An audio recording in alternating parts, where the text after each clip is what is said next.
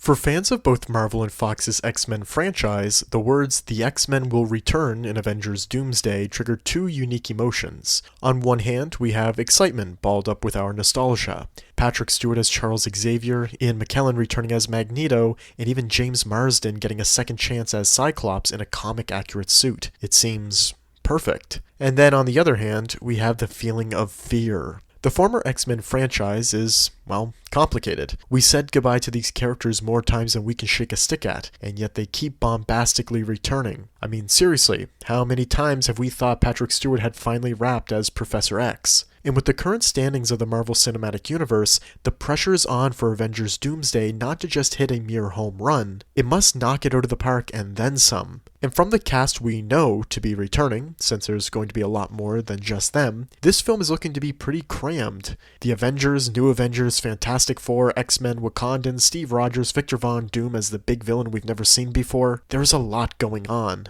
Can this film, under the leadership of the Russo Brothers, juggle everything it is promising? And more so, can it properly do the X-Men justice? Should we be worried about the Fox X-Men returning in Avengers Doomsday? Let's talk about it. Make sure you subscribe to the channel so you don't miss out on the latest video essays and Marvel Cinematic Universe content. To assess if the X-Men returning is something we should fear, let's start at the beginning of their involvement in this film. Of course, the fifth Avengers film was originally planned to be the Kang Dynasty, with Jonathan Majors reprising his villainous role. After the negative reception to his debut as the character in Ant-Man and the Wasp: Quantumania, along with Disney firing Majors, that was scrapped and plans quickly shifted to Victor Von Doom becoming the next big bad for the universe. We've never got a confirmation, and probably never will, of the X-Men playing any sort of role in the cancelled project. Audiences were under the impression that Logan in 2017 officially concluded Hugh Jackman and Patrick Stewart's time with the characters of Wolverine and Professor X. Meanwhile, the prequel films with the younger cast were doing poorly at the box office and with moviegoers. By the time Disney purchased Fox, we were expecting a full-fledged reboot of the X-Men that would be integrated with the MCU. A surprise then came with Patrick Stewart portraying an alternate Charles Xaiver from another universe in Doctor Strange in the Multiverse of Madness, released in 2022. Albeit, his role was small and practically a cameo for the sake of fan service, hence his X-Men 97 look. But it did prove that in the multiverse, no one is ever truly gone and nothing is ever truly over. Then in 2023, upon the release of The Marvels, we saw Kelsey Grammer return to the role of Hank McCoy Beast. This was set in once again another alternate universe, separate from the one in Doctor Strange 2. And finally, it all came together with the release of Deadpool and Wolverine in July of 2024. Hugh Jackman, Jennifer Gardner, Wesley Snipes, Daphne Keane, Chris Evans, and many more actors and characters all came back. That film seemingly closed the door on the previously Fox-owned properties as they all made appearances that would send them off. A big point of the characters in The Void is that their story was never properly finished or even fully happened. Therefore, this was to be how it now ended for them. The rolling credits were even a touching tribute to the franchises Fox had given us, not only with just the X-Men, but also the original Fantastic Four, and even Fan Four Stick. If they're including Fan Four Stick, then they definitely believe this to be the farewell tribute. It was a fitting and a good way to finally say goodbye to these characters we had known for over 2 decades. That was until we got the cast announcement for Avengers Doomsday. In March of 2025, Marvel Studios released a painfully long cast announcement for Avengers Doomsday. Almost 4 hours in, we got to see that Patrick Stewart couldn't stay away from the role any longer and would be back. Following him was Ian McKellen, Alan Cumming as Nightcrawler from X2, Rebecca Romijn as the original Mystique, James Marsden getting another chance at Cyclops, and Channing Tatum reprising his role as Gambit from Deadpool and Wolverine. Kelsey Grammer was also confirmed in the same announcement as Beast. However, considering his name came way before the other X-Men, this leads into our next talking point of the continuities in the film needing to handle all of them. Being a part of the multiverse saga, the biggest driving point of Avengers Doomsday is the multiverse itself.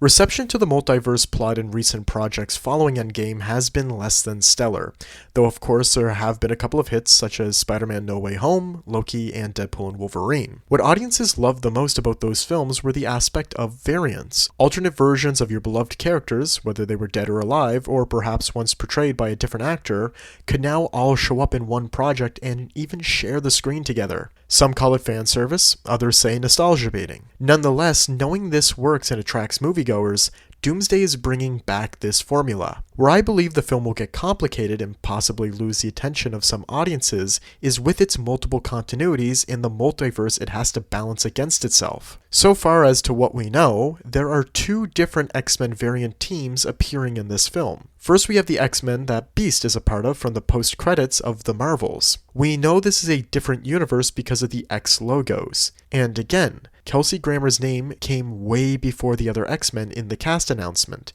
even though he is one of the original actors to play Beast in X-Men The Last Stand. I think this was done deliberately to separate the universes. Then we have the universe we saw in the Doomsday teaser. It showed us a nearly destroyed X-Mansion in the heat of battle with Charles and Magneto. But this isn't the Charles Xaiver from the original films. No, he disintegrated. And no, this isn't Charles's consciousness and his twin brother from The Last Stand. That timeline was ultimately overwritten in Days of Future Past. And it's not the Charles from the prequels because those are set in the new timeline, which eventually led to Logan, where we see the end of Charles's story. Okay, stay with me.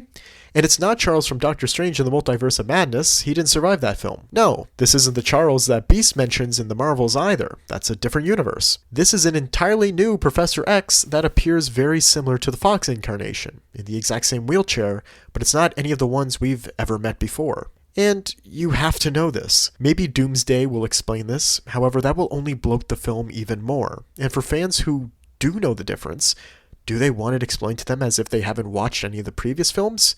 Probably not. It would slow things down for them.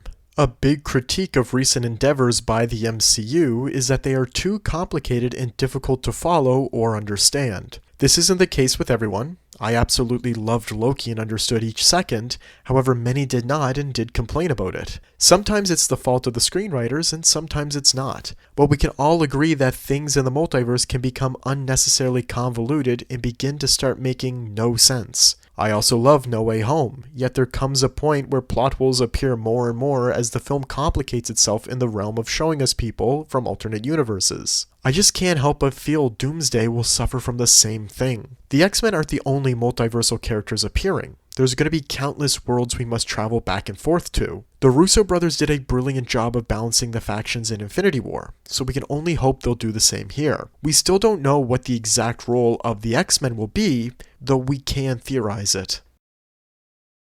It's been years since Disney acquired Fox and never made a serious move to give us a new roster of X-Men. After multiple send-offs, what role could they possibly serve now by being a part of Doomsday? Well, I don't think it's much, and I'll tell you why. It seems like Marvel has been unsure of how to introduce a new MCU native X-Men team, therefore they're leaning on legacy actors to fill the gap in various projects. But regardless, those characters are not being positioned as the future of the franchise. Much like Tobey Maguire and Andrew Garfield's Spider-Man in No Way Home, the Fox X-Men aren't here to restart their stories.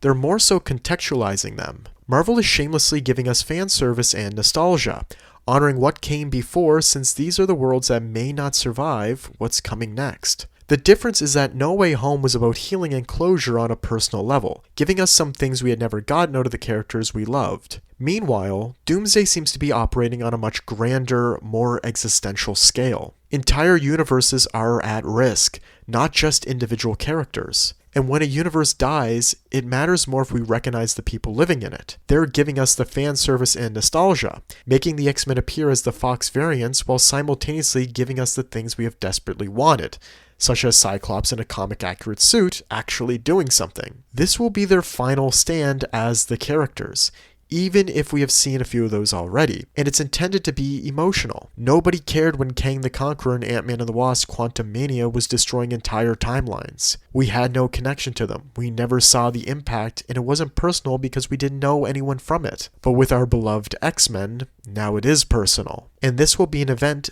they won't survive. Seeing Patrick Stewart's Professor X or Ian McKellen's Magneto face annihilation carries emotional weight that a random character simply wouldn't. We already know them, we already have history with them, granted a confusing one. Their presence instantly raises the stakes without needing hours of setup because Patrick Stewart's head alone makes us care all the more. In the teaser featuring the X-Men, we see the X-Mansion is almost in complete ruins. Something bad has happened. Outside, Cyclops tears off his visor and lets his beams of crimson fire wildly into the sky while screaming. Sentinels walking around the property in the background. Already they're facing what could be their defeat. And we also know that from behind-the-scenes photos, Dr. Doom himself will be at the X-Mansion. We don't know exactly why, but what we see happening is most likely caused by him. For the older cast, I think this is the event that will lead to most of their deaths. It's hard to imagine Stewart and McKellen in the entirety of this film, mostly given their ages. Reports also claim that this will be Stewart's final acting role before retirement. Thanks to a slip-up from McKellen, though, we now know that Magneto will be destroying New Jersey. That's right, I guess the entire state. So their roles won't be completely small cameos, though it will be limited. If Avengers Doomsday is truly positioning itself as the beginning of the end for the multiverse saga, definitively saying goodbye to these characters now will lead us into the planned reboot for the MCU, finally giving us a new team of X-Men.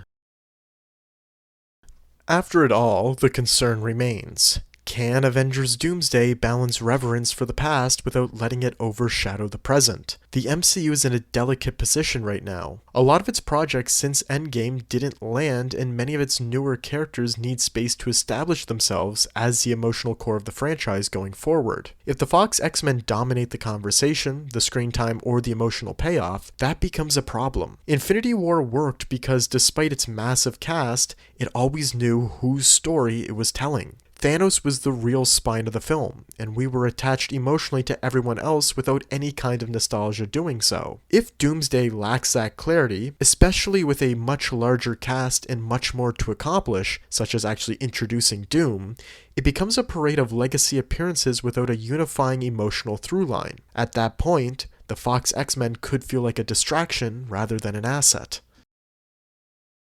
Yes, we should be worried. We shouldn't be worried that the Fox X-Men will ruin Doomsday simply by existing. Their presence, if anything, makes thematic sense in a story about collapsing universes and the end of an era. What we should be worried about is whether Marvel Studios has the confidence to let go, to let these characters end, to let their universes fall, to resist the temptation to keep reopening doors that have already been beautifully and not so beautifully closed. Don't cram them in for the sake of it. Derail the story to bring back some old-time viewers. If the Fox X-Men are used as a final goodbye, an acknowledgement of where superhero cinema has been, then their return could be one of the most emotionally effective choices Marvel has made in years. But if they're used as a safety net, if nostalgia becomes the solution instead of the tool, this film could fall entirely flat on its face. Leave your thoughts and opinions in the comments section below. Thanks everyone for watching, stay safe, and have a great day.